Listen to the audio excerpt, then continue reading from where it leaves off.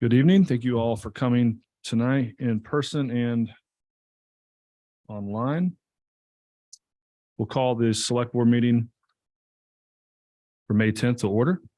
There's one change to the agenda on the public hearing to consider accepting of the Nantucket open space recreation. That has been suggested to continue to June 28th. So we're going to do that at the beginning. We'll do it right after select board announcements. We'll do that pretty quick. That's okay with the board. That way, if there's anybody online waiting for it or here, they know it's moved and then they can move on. Okay, announcements, Libby. This meeting is being video and audio recorded, and the police chief is here. He's gonna, are you gonna read it? Don't have a copy. Okay, we have a proclamation for National Police Week, which is May 14th through 20th. And maybe, I don't know, just one of you want to read it?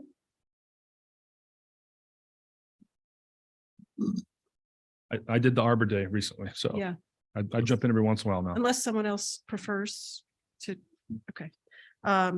Proclamation, National Police Week, May 14th to the 20th, 2023. Whereas the Congress and President of the United States have designated Monday, May 15th as Peace Officers Memorial Day, and the week that May 5th falls on as National Police Week. And whereas the members of the Nantucket Police Department played a central role in safeguarding the rights and freedoms of Nantucket. And whereas it is important that all citizens know and understand the duties, responsibilities, hazards, and sacrifices of their law enforcement agency, and that members of our law enforcement agency recognize their duty to serve the people by safeguarding life and property, by protecting them against violence and disorder, and by protecting the innocent against deception and the weak against oppression. And whereas the members of the Nantucket Police Department unceasingly provide a vital public service. Now, therefore, the Select Board of the Town of Nantucket call upon citizens of the Town of Nantucket to observe the week of May 14 to 20, 2023 as Police Week. During this week, citizens are encouraged to join in commemorating law enforcement officers past and present who, by their faithful and loyal devotion to their responsibilities, have rendered a dedicated service to their communities, and in doing so have established for themselves an enviable and enduring reputation for preserving the rights and security of all citizens. I further call upon all citizens of the Town of Nantucket to observe Monday, May 15th, 2023 as Peace Officers Memorial Day, in honor of those law enforcement officers who, through their courageous deeds, have made the ultimate sacrifice in service to their community or have become disabled in the performance of duty. And let us recognize and pay respect to the survivors of our fallen heroes. Dated this 10th day of May, 2023. Thank you, Brooke. Thank you very much.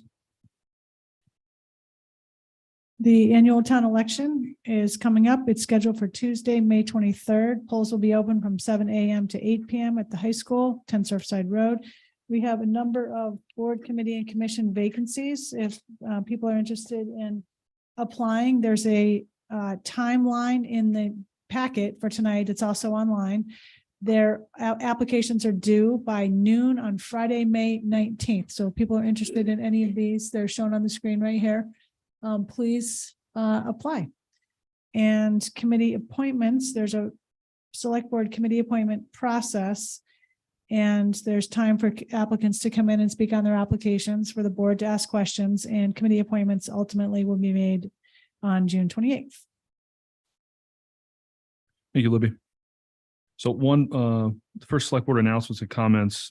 This is a lot of times when we decide something in executive session and then it's over, we can come here and notify through an announcements or a ratification. And this is one of those. So this is just an announcement, a confirmation of our executive session votes of accepting of these collective bargaining union agreements. We have agreed to 2 in the police union and 1 in the SEIU, which is the Service Employees International Union.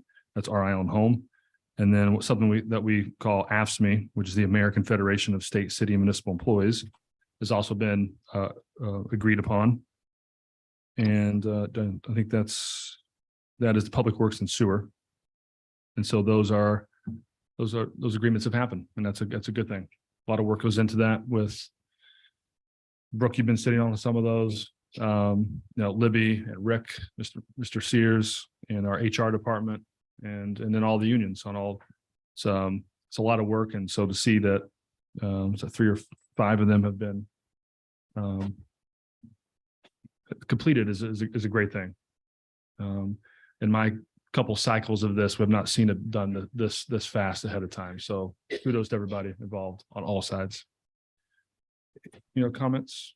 You have one, Brooke? Yep. I was at a meeting today with our transportation planner, and I wanted to read the following announcement. The NPDDC is again updating its long-range transportation plan and forging a path to what our transportation system will be in 20 years. Needs your help.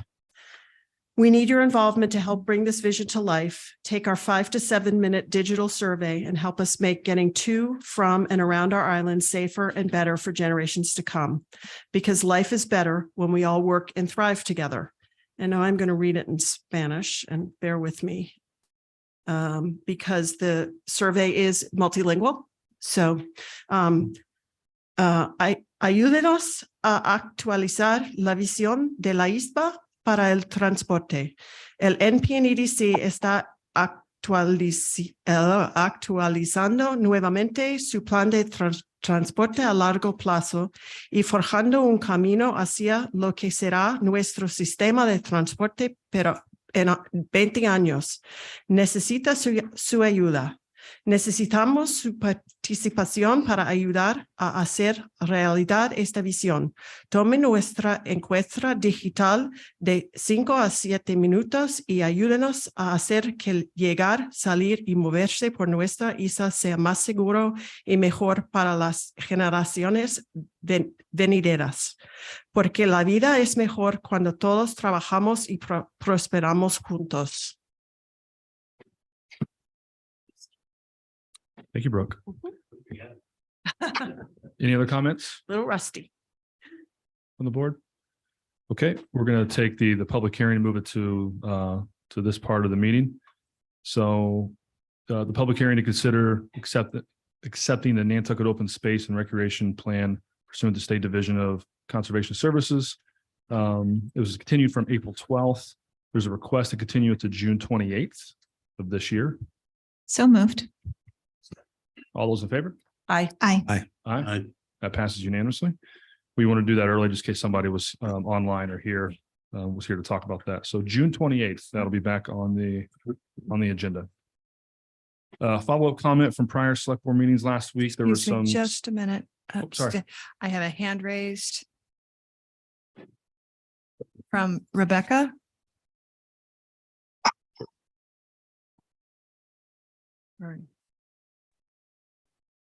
Rebecca? I have a comment for later on. Okay, I'm sorry, I raised my hand prematurely. thank you. Okay, follow-up comments from prior select board meetings. There was some statements and questions, and talking to town manager today. Those will be, some of them already been responded to via email, and others are being worked on to respond to them. Okay, public comment. Is there any public comment here tonight for items that are not on the agenda? Thank you, Mary Longacre. The Nantucket Planning and Economic Development Commission continues to have a job to do regardless of who its members are. As the chair, I remain committed to updating the NPDDC's membership as town meeting asked us to do last year, as well as its vision, mission, goals, and objectives to best fit Nantucket's long-term planning needs. But let me clear up some confusion. Per Mass General Law, Chapter 41, Section 81D, the master plan is statutorily the responsibility of the planning board, not the NPDDC. The 2009 master plan states in its opening paragraphs that it is an active, fluid, and evolving document intended to be relevant for at least 10 years, but ideally 20. Yes, it needs to be updated, absolutely, but it remains relevant today. Since the master plan was adopted, the town has created the Housing Office, which is essentially a planning agency. The select board created the Coastal Resilience Advisory Committee, whose main responsibility was the creation of a coastal resilience plan. The select board has adopted a strategic planning process. Local area plans were developed for Brant Point, Nantucket, the Mid-Island area, Noshop Crossing area, Sconset, Surfside, and Tom Nevers.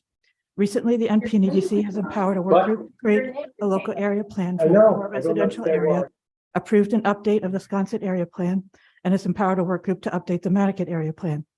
Regulations and best practices to preserve water quality have been pursued by the Natural Resources Department and the Health Department. Preservation of open space has continued through efforts of the land bank as well as private conservation organizations. The town has created a cultural district and expanded the WAVE public transit system. Solid waste management planning has been happening for years. Zoning updates happen every year. These are only some of the examples illustrating that long-range planning is incorporated in everything the town does. Long-range planning is not solely the responsibility of the NPDC. We should lead when we are best to do that, collaborate with other agencies' planning efforts, and provide support where needed. In hindsight, we will always see opportunities we missed or that no amount of planning could have foreseen. Nevertheless, we can always do better, and I've heard the calls for a higher level of performance. For as long as I serve on the commission, that will be my goal. Accordingly, I will not seek reappointment to the Coastal Resilience Advisory Committee this year to allow more time on my schedule for NPDC business. Thank you. Thank you, Mary. I forgot to mention that everybody will have 3 minutes on public comment. You're way under, Mary, but I need to mention that each time, and I've got a little timer here. Mr. Curtis. Good evening, Curtis Barnes. I just saw that you are posting the appointments list that Libby talked about, and I would ask you to be sure to get the Town Council study group on that list quickly, and hopefully we can get some candidates. Brooke commented about how important it is to get the diverse part of the community here, and I fully agree with that. But I'd like to at least try to get that committee up and maybe appointed by the 1st of July if we can, because that way summer residents who are here and would like to comment will be able to meet with the committee and offer their suggestions. So I would appreciate if we could get that going. Thank you very much. Thanks, Curtis. Is there any public comment here tonight? Not on the agenda. Rebecca Duame, do you think that's public comment or something later? Let's ask her. Rebecca? Hi, can you hear me? Yes. Hi, Did you- yeah, I do have something for public comment, and apologies for my previous mishap there. First, I wanted to thank you, the select board, for articulating your support in recent weeks for the work of the short-term rental work group. I'd also like to thank the voters for deciding to allow the short-term rental work group time to complete their work. Listening to the conversation at town meeting on Saturday, it was apparent that some number of voters are pretty impatient with what they perceive as the town's inaction in addressing their concerns regarding short-term rentals. I think this is really unfair to you, the select board, and especially unfair to Roberto Santamaria as director of the health department and his team at the health department, because we heard back in February how hard Roberto and his team have been working with the vendor Granicus to get the short-term rental registration portal up and running, which, as we know, will be the basis for the town to be able to enforce action against misbehaving owners of short-term rentals. As myself, an owner of a short-term rental that works very hard to be responsible and a good neighbor, I really still want to see other short-term rental owners who might be less responsible held accountable. And I think the portal is the basis for enforcement and for transparency for all of us. I'd like to recommend that when the portal is launched, that there be a public outreach effort or at least some sort of status reporting, which I think could be probably done by the vendor Granicus so as not to unduly burden Director Santamaria and his team, that at least initially would talk about when the launch has started, what number of letters they've sent out, the numbers of registrations initiated and registrations completed. I think something like a monthly report, just very simple. Again, hopefully not done in a way to burden his team, but Granicus could do that.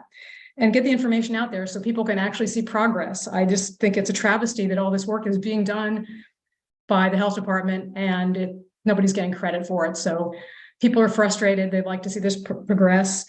As I say, as an owner, I'd like to see my neighbors in the broader community seeing that there is work that actually has been done to hold all of us accountable equally and fairly. So I hope that you'll consider passing that along, and that as appropriate, the town will take action to let people know this program is going forward, it's rolling out. It will address some set of the concerns that have been articulated regarding short-term rentals. Thank you for allowing me time to comment. Thank you. Mr. Tucker? Thank you, Mr. Chairman. Tucker Holland, Housing Director. I just wanted to make a public comment. First of all, also thanking the voters at town meeting this year for the strong support of Article 18. There were some questions that came up during the discussion of Article 18 about where monies have been spent and so forth with regard to affordable housing. I simply wanted to encourage folks to take a look at the February 21st FinCom meeting, which was entirely devoted to where funds, the $70 million to date, have been spent and where the monies associated with Article 18 are intended to be spent. So I believe those meetings are recorded and available on the town's YouTube channel. And again, the February 21st meeting of the Finance Committee, I think, would be worthwhile for folks interested in more information about housing.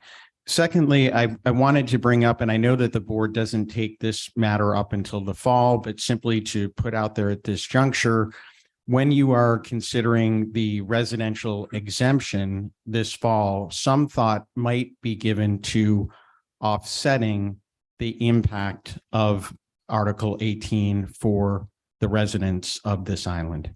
Thank you. Thank you, Tucker. Is there any other comments tonight or public comment that aren't on the agenda? Okay. I think that's it there. We'll move on to, there's no new business that I know of. Approval of minutes and treasury warrants. Is there a motion? So moved. Second. All those in favor? Aye. Aye, that passes unanimously. Pending contracts. Any questions, comments for the town manager? Just a thought I had looking at I know we have a contract with the state. I'm pretty sure it's the same amount every year. But with interest rates the way they are, when we do a contract again, maybe we can try to get a cost of living in. Because, 6,500 now isn't the same as 6,500 2 years ago. But it was just a thought on their rent, because that doesn't go up, right? Are you speaking about the sheriff's office? Yeah. I can let you know that we have brought that forward a number of times. And I think there's been a decline. Yeah, so. It's certain things go up and other things stay flat, and then 20 years later, the ones that stay flat are cheap, and we're not getting paid what we should. So I have to, Totally. I'm just being consistent. No, I totally agree. And we have a similar situation with rent for the court offices upstairs in the town building. And I'll just leave it that I have been advised on prior occasions that maybe we should build our own courthouse. That's a lovely answer to get. Okay, is there a motion to approve the pending contracts? So moved. Second. All those in favor? Aye. Aye, that passes unanimously. Citizen Department Committee request. First up is the Coastal Resiliency Advisory Committee Quarterly Report. Hi, Mary. Thank you. You go ahead and get that on the screen, please.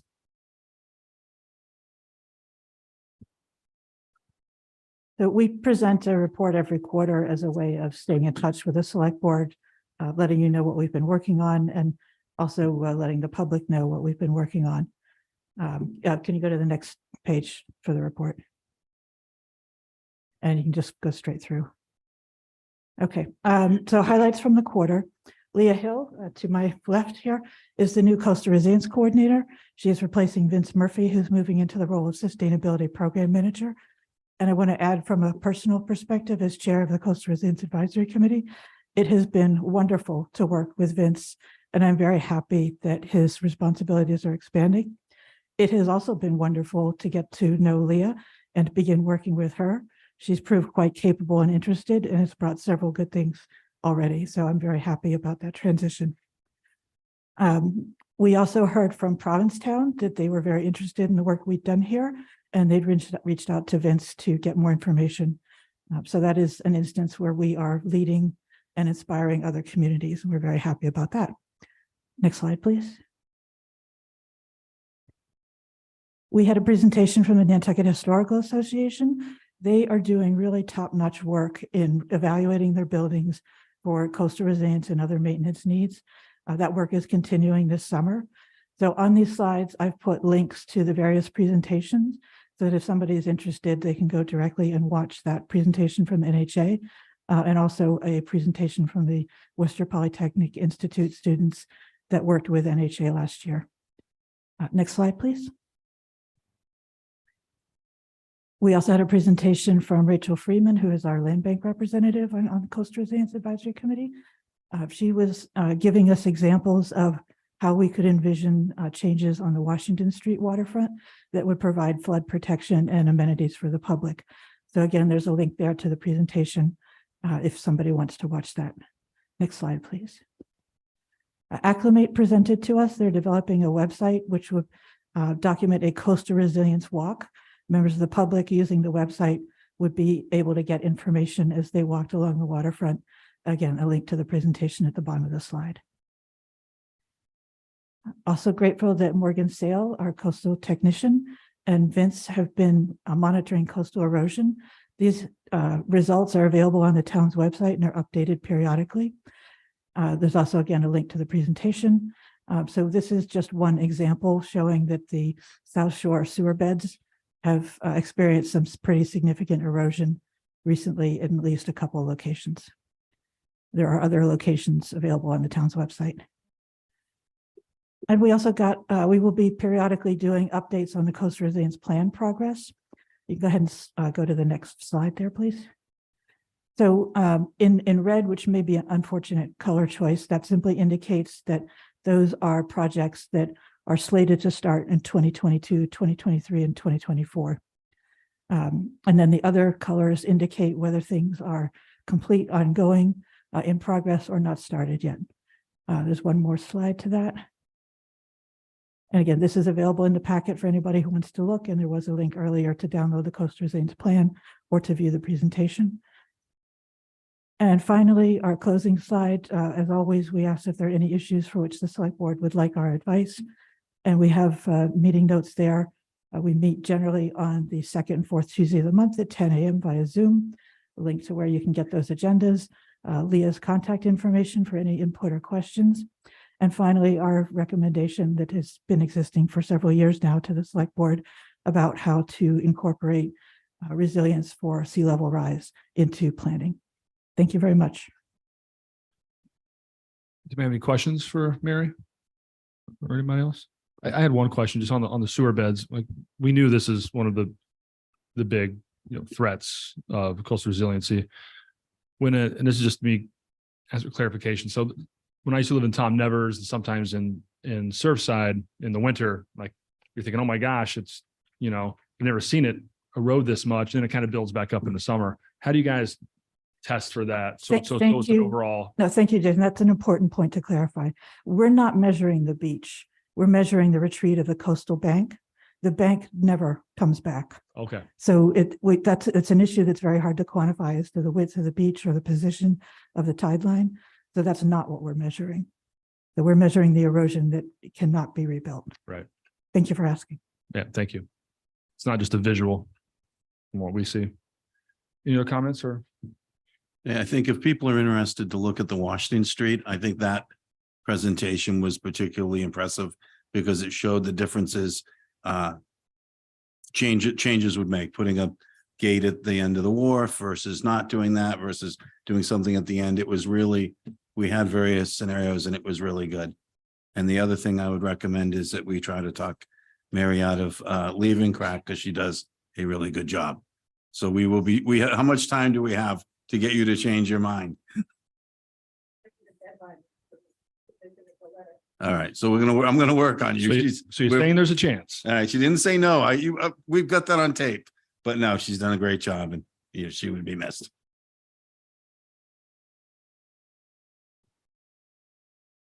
Okay. Thank you, Mary, and everyone on the Coastal Resiliency Advisory Committee for their work. Next up is the Harbor and Shellfish Advisory Board request for permission for tax bill insert regarding effects of water runoff on harbors and ponds. I asked town manager today, I said, what's the parameters for somebody to put something in a tax bill? And it's like, well, it's got to be a government body and light enough to not raise the postage. Those are kind of the two requisites. So we can talk about this, approve this. Go ahead, Lily. I was just going to say, by law, the select board must approve additional items going into the tax bills that are not the tax bill. And I don't know if Peter wants to maybe review what the insert is all about. Through you.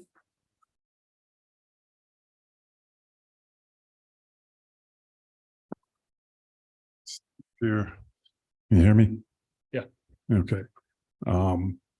Yes, the Harbor and Shellfish Advisory Board, in the absence of actual fishing business or harbor business, we revert to sort of our long-range planning. And one of our things was to have a workshop to try and get the public within the harbor watersheds informed as to where their property is in relation to the harbor and what they put on their lawns and on their houses and what runs down their driveway, how that can impact our harbors in a negative way.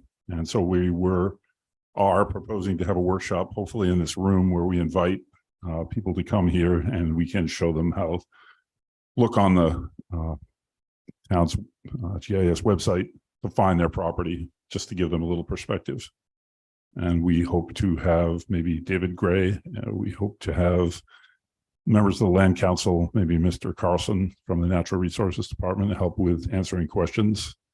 And we're working with the Nantucket Civic League, who's going to help us reach out to the 25 area associations, specifically the ones that are within the watershed zones. And so we thought the best way to reach people would be the tax bill. And we've gotten, I think, Mr. Jeff Carlson telling us that his office can help us with the printing of that, since we're an advisory board and we don't have a budget. So. You have any comments, questions? Yeah, I don't object to it. Libby had some good comments in our packet about this. And I also think it could be a little punchier. I think, and I think people have to realize they're supposed to be taking care of their runoff on their own property. They're not supposed to be running it off onto other people's property or that type of thing. And so I think, pumping it into the road, this is sort of, I think what the rules should be could almost be in here a little more than they are, so. Well, excuse me, Mr. Fee, I think they're going to make me write it. So all right. we'll make it pretty. Okay.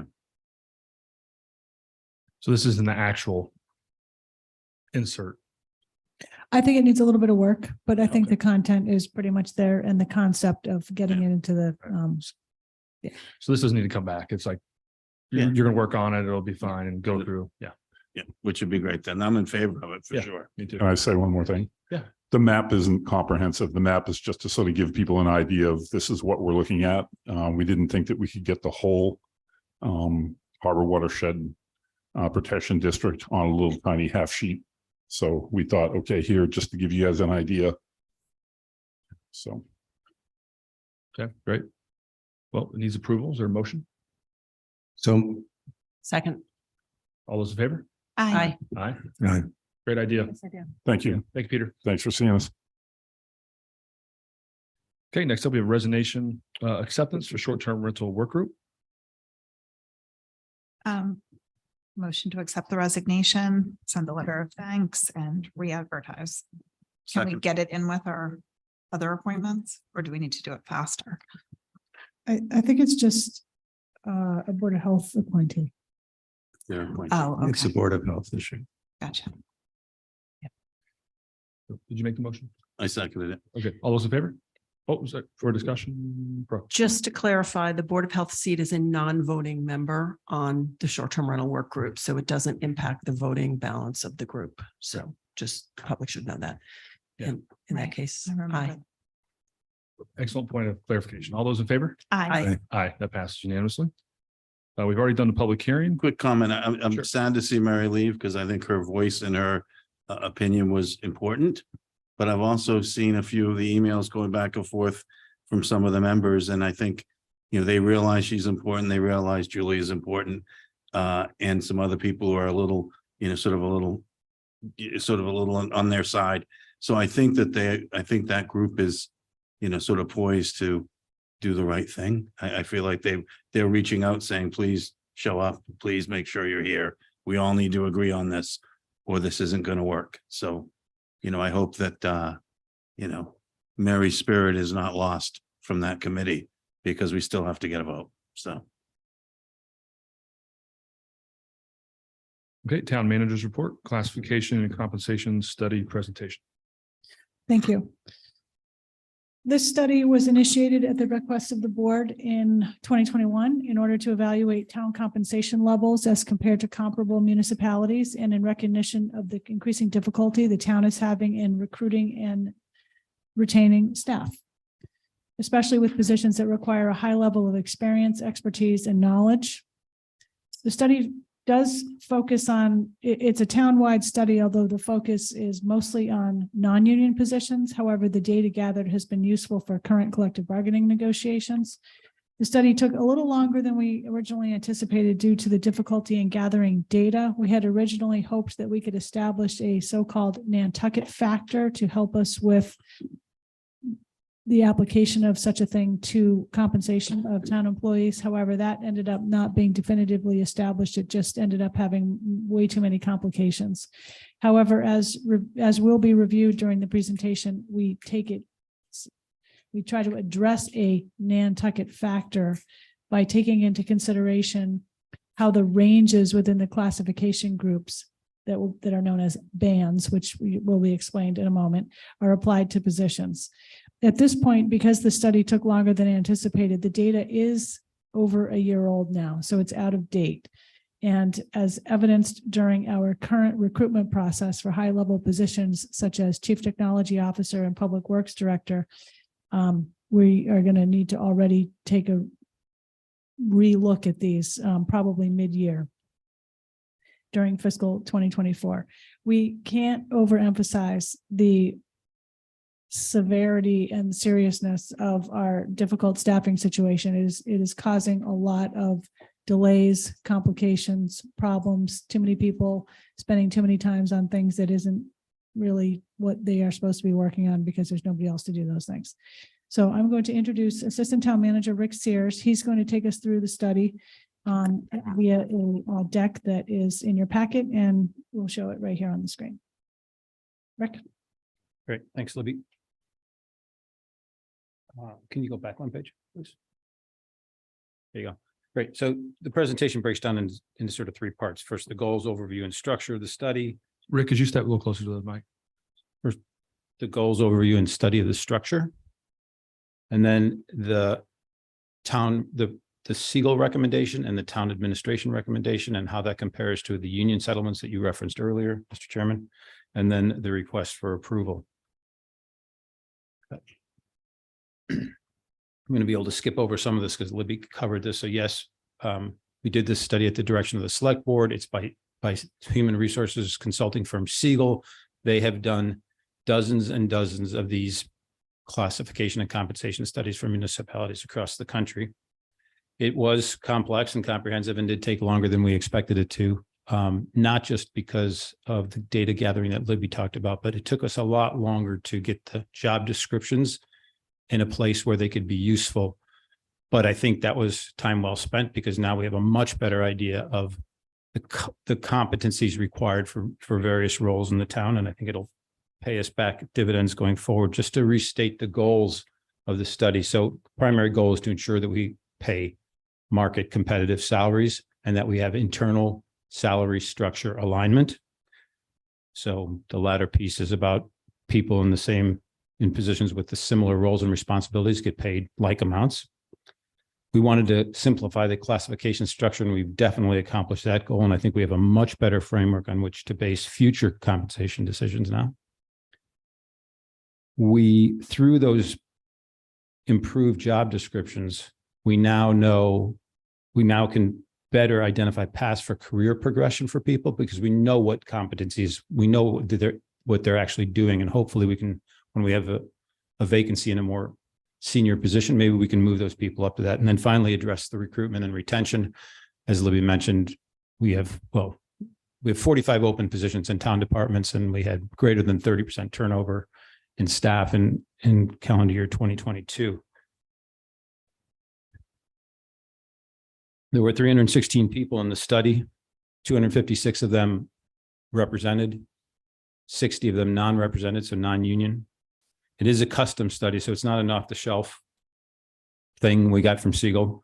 It's a comparison using actual data of similar positions in comparable towns. So the market data for the roles came from 8 towns. We asked about 12 or 13, and we only got responses from 8.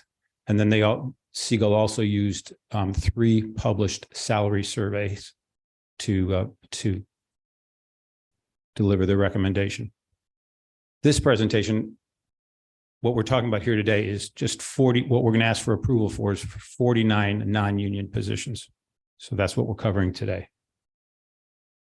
So just a couple of final observations before I get into the structure of the study. So Libby mentioned no Nantucket factor. It was just too difficult to get an empirically defensible study and use the data to adjust salaries. So we didn't want to do that. But we have taken some steps to ensure that the people at the bottom, our lower paid colleagues, and as well as colleagues at the lower end of the bands, have been bolstered through this process. It's pretty difficult to live here. We all know that. So we wanted to make sure we took care of those people. And there's 3 steps we did, and I'll go through those in the recommendations. And just a couple observations from Siegel. Management has done, there's a quote, management has done an excellent job with entry to mid-level salaries in the last 18 to 24 months. However, the more senior levels have been neglected. Some employees with many years of service fell below the 25th percentile of market comparisons. And then interesting, in this whole JDQ process, there's a series of interviews with people who fill out these questionnaires. And several of the interviewees referenced a loyalty penalty. That is to say, the longer I work here, the more I fall behind. So I'm going to change gears here a little bit and just do a quick review of how Siegel arrives at their recommendations. But before I do that, I just wanted to say we now have a properly constructed salary structure, and we have a tool to manage pay through guidelines and pay ranges. We've also have a method or a way to make sure that we remain competitive, that we have internal equity.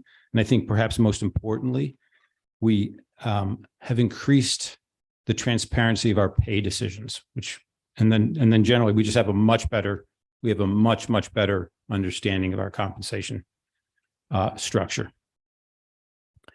If you could advance the slide, please. Thanks, Maureen.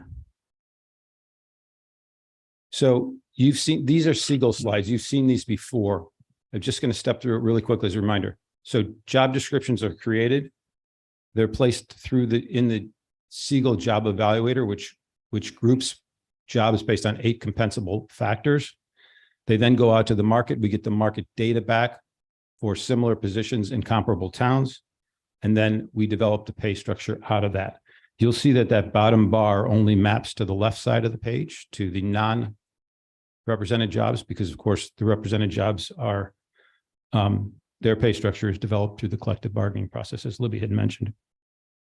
You can go 2 slides forward if you would, please. Yeah, but the key point of that, though, is this helps set the framework for how, when you do the collective bargaining, correct? Like there's a, because we have classified roles across the town, union, non-union, answer is yes. Yeah. yeah. And I think that was a really important part of that. Not that far. Oh, sorry. Can you keep going then? Forward. Keep going, keep going. Okay, that's good. So developing the pay grade. So when we reach out to the municipalities, they come back with the market data. We, after reviewing the market data, groupings of similarly paid jobs emerge, and we take the midpoint of that market data, and that becomes the midpoint of the pay band. So you get it. So, and then the pay bands have a minimum and maximum around the actual data points that have been provided by other towns. Can you go forward, please? So this is where Segal would say art meets science. So we've got a lot of data at this point in time that creates pay bands, but then they sort of massage it based on their own experience. And for Nantucket, they've come up with 16 pay bands. You can see that down the left-hand side of the chart. The non-union employees all fall in bands 7 through 16, and you can see there's a minimum, a midpoint, and a maximum for each pay band. That reflects what people either are or should be getting paid. So just stay on that slide for a second, Maureen. I'm just going to say this because the slides are out of order. Segal doesn't want us simply to accept their recommendation, sort of their scientific approach. They also want, I'm going to call it a local lens, or the town manager's lens upon this. So because you can't always measure contribution in a job description, you can't always measure expertise, you can't always measure leadership. So the town manager has gone through the results line by line with myself and with Greg Tivnan several times. And I think we've adjusted salaries in probably 20 to 25% of the cases, either upwardly or downwardly. And I think we've come out with a pretty good outcome based on the Segal recommendation, and then applying the local lens, I'll call it. You can go forward, please, Maureen. So there's two pages of recommendations here. The first is going to be what Segal has come out with, and the second is going to be what we've added at the town administration level. So the first thing Segal recommends is that all employees are paid at least the 25th percentile. So this is about as close to putting a Nantucket factor on this study as we could. So we have people in bands where were paid at the low end of the bands, and we just wanted to make sure that people who are most impacted by the high cost of living here are addressed. So take this example: if a job has a pay band of 100 to 150, the entry level will be 100 under normal circumstances. If we increase the entry point to the 25th percentile, that starting position is now at 112.5, which is the 25th percentile of 100 to 150. So that's the first step that we're taking to address the high cost of living in Nantucket. Rick, in some cases, you found people, like in that example, were at 85. They're not even in the 100 to 150 in some cases. Correct, 100%. Yeah. We do have people below the band. Yeah. That's what we talked about. Yeah, correct. The second recommendation by Segal is to recognize that people with experience should be placed in certain points in the band. So Segal's reasoning is, if you have 5 years of experience, you should be pretty good at your job by then. You should be capable of doing the minimum requirements for sure, but probably closer towards the maximum requirements of the job. And so they recommended that everybody with 5 years experience, up to 10 years experience, we pay them at the midpoint of the pay range. If you have 10 years of experience or more, they recommend we place people at the 75th percentile. So reasoning there is that person probably has a lot of institutional knowledge, has developed some good judgment skills over time, probably has managerial technical skills. In the end, they're very valuable to the town. You don't want to lose them, so you pay them towards the top half of the pay band. There's a couple examples there. You've seen them before when you were given an early briefing by Segal, so I'm not going to go through those today unless anybody would like me to. So on top of the Segal recommendations, Maureen, if you could go forward. the town manager also has added some recommendations. And these are the two other recommendations that go to making sure that our colleagues who are paid absolutely at the lower piece or in the at lower rates or in the bottom end of the band, we account for them as well. Sorry, the other way.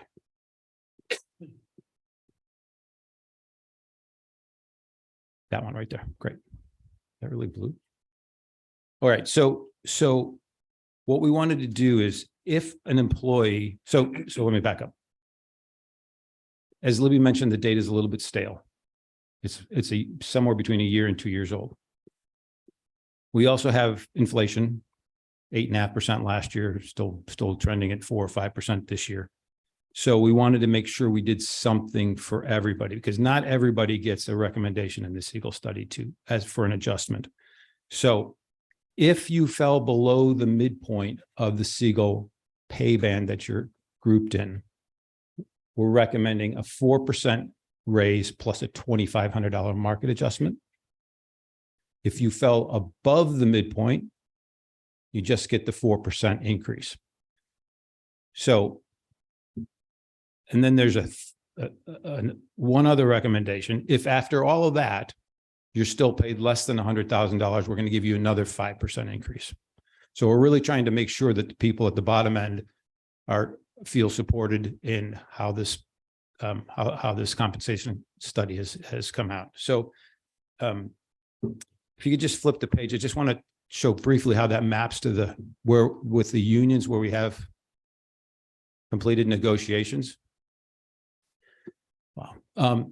So unions get paid COLA, they get paid market adjustments, they get paid other things like STEP or longevity or education stipends or on-call pay and the like. We don't have that in the non-union. So the only thing we can really compare is our COLA for the non-unions with the union COLA and the market adjustment. So you can see there on the table, so just going across SEIU, their COLA was negotiated at 4%, their market adjustment at 4.1%. That's the average, by the way. It's simply $2,500 divided by the average salary. So some people get more than that as a percentage, some people get less, but across the union is 4.1% for a total of 8.1%. And then you can see the AFSCME, the police patrolmen, and then the police officers, their totals. So the average for the unions, or I should say the average for the unions is 11.8%. Miraculously and completely coincidentally, and I wish it hadn't been the same number, so I don't have to explain this. The work that we did on the non-union salaries has also come out to 11.8%, something we probably could never have imagined happening. There's a little bit of difference in the way those numbers are calculated, but it's enough to say that we're in the same ballpark. And I'm really just trying to reflect that we're at or around where the unions are for the non-union employees. So if you could just go one more slide there, Maureen. I'm just going to talk through what we're looking at for approval. So we're looking for approval to implement the Siegel recommendations. So that's the 25th percentile, bring up the bottom of the band up to the 25th percentile. Those two thresholds at 5 and 10 years that I talked about. We would like to do this retroactive to January 1st. The adjustments they're already in the 23 and 24 budgets. We need the town manager to be able to continue to refine individual pay just at around the edges as we continue to just finalize individuals' pays.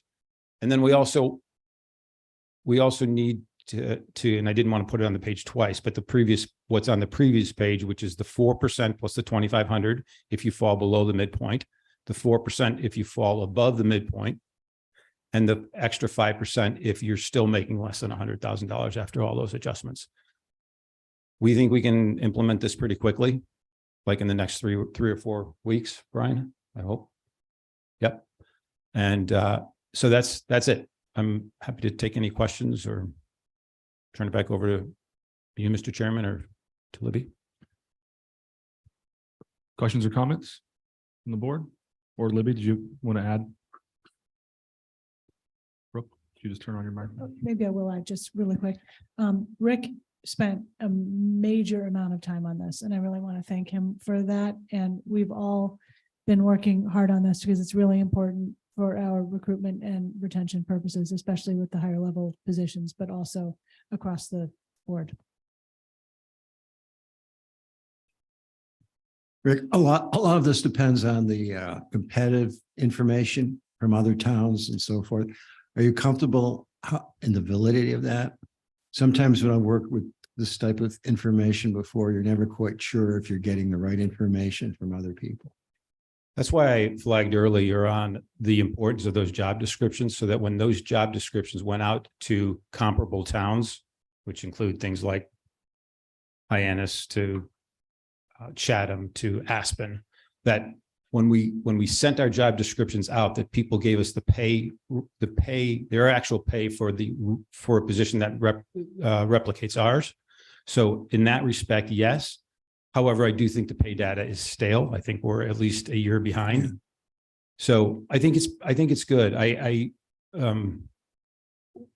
Siegel has done a lot of these, and I think they know what to look for. And when the data comes back in, we didn't crunch the data, they did.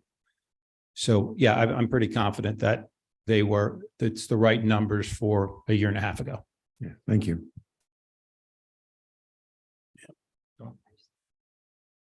One of the things I wanted to say at town meeting in regard to the $6.5 million override for housing was how important it is to retain people and how much it costs us when we don't.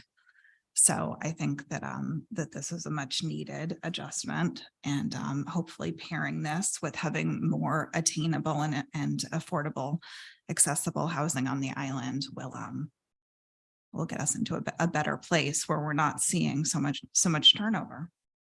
And it's almost a little bit hard to quantify, I think, the actual cost to the community of having that.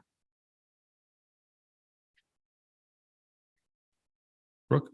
I mean, to some extent, I'm reiterating some of the things Don said, but turnover is expensive. It's expensive in terms of, as Libby pointed out, the time that people are doing other people's work to backfill. I mean, we have a lot of work that can't wait because it's got regulatory requirements, reporting requirements. And so when a position is opened, somebody from somewhere else has to step in, learn what that is, get the job done to meet the requirements. And I think sometimes people are frustrated with the pace of government. Well, the pace of government is slowed when you have 30% turnover in your staff in a given year. And so I think it's really critical both to show appreciation to our town employees, who I think work really hard and accomplish a lot for our community, and also just as a practical matter, it's cost effective. Spending money saves money in the long run. Brooke? Yeah, and I particularly liked how the middle and bottom were handled. I thought that was, a good recommendation from you, Libby. I think that was what at least I had heard continually. And I think that's, hopefully that's going to help. The housing is the whole key to this. And without housing going forward, housing that any of us would want to live in, unless we can solve that fairly soon, this isn't a silver bullet. This isn't gonna, solve everything, but hopefully it helps. And hopefully it takes the 30% turnover to 20 or 15. And hopefully we aren't 45, 50 people short. Hopefully we're 25 short, and so we're all feeling this in business, but the town, this was the right thing to do. And it was well done. So thank you. Yeah, I agree with what was said by fellow board members. I just love that we have a structure and a framework now to know where to move people up and how far, where are they? So my question is, do we do this every 3 years, 5 years? What's recommended? Do we relook at this? I can do. So what Siegel recommends is not, so we have a structure in place. So for the next, now I'm going to qualify this. Because the data is a little bit stale, we may have to take a different path, but Siegel would recommend under normal circumstances that you keep this in place for about 3 to 5 years. You're probably going to give small cost of living raises along the way, but the structure itself doesn't need to be reviewed. So in 5 years' time, we do this whole thing all over again, having made adjustments to compensation along the way. If I remember hearing that some communities do it on rolling segments, like so that they're not doing the big thing, the whole thing in one fell swoop, but it's sort of in intervals in different sections or whatever. I'm not articulating myself very well, but. Do you mean increments in getting paid to the proper levels or segments of the population?